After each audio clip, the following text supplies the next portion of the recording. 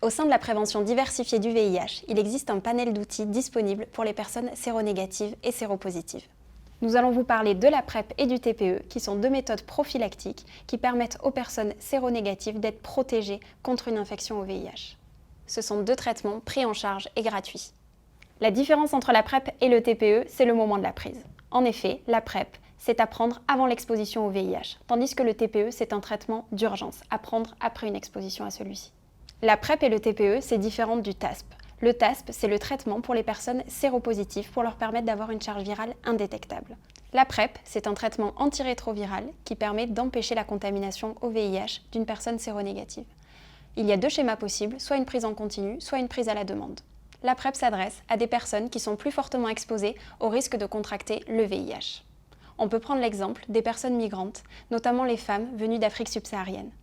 On peut prendre également l'exemple des HSH, les hommes ayant des relations sexuelles avec d'autres hommes. Pour bénéficier de la PrEP, une personne peut se rendre dans un service de maladies infectieuses ou au sein d'un CEGID. Elle aura alors une primo-prescription par un infectiologue. Par la suite, la prescription de la PrEP se fera tous les 3 mois en renouvellement d'ordonnance par un médecin généraliste ou par son médecin traitant. Il y aura donc un suivi régulier en santé sexuelle tous les 3 mois qui sera obligatoire. La PrEP est un traitement très efficace, cependant elle ne protège que du VIH et pas des autres IST. On dépistera donc le patient pour le VIH et pour les autres IST. Le rôle crucial de l'IDE, c'est de promouvoir les différentes méthodes de prévention du VIH, et la PrEP en fait partie. En effet, cet outil de prévention est encore trop peu connu.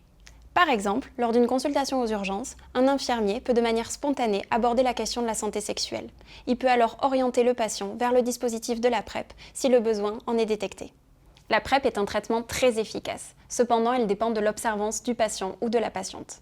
L'IDE peut réaliser alors une éducation thérapeutique, que ce soit dans la mise en place du traitement ou tout au long de son suivi. Le TPE, c'est le traitement post-exposition. C'est un traitement antirétroviral qui limite la séroconversion des personnes séronégatives qui ont été exposées au VIH. Le TPE est un traitement à prendre dans les 4 heures pour être le plus efficace. Cependant, il peut être pris jusqu'à 48 heures après l'exposition. Après une potentielle exposition au VIH, la personne exposée doit rapidement avoir accès à un traitement. C'est une urgence. Elle pourra alors contacter SIDA Info Service qui l'aidera à trouver le lieu le plus proche pour se procurer le TPE. C'est un traitement gratuit et disponible dans toutes les urgences des hôpitaux. Pour le TPE, l'IDE a un rôle d'éducation thérapeutique dans la mise en place du traitement et dans le suivi du traitement face aux patients.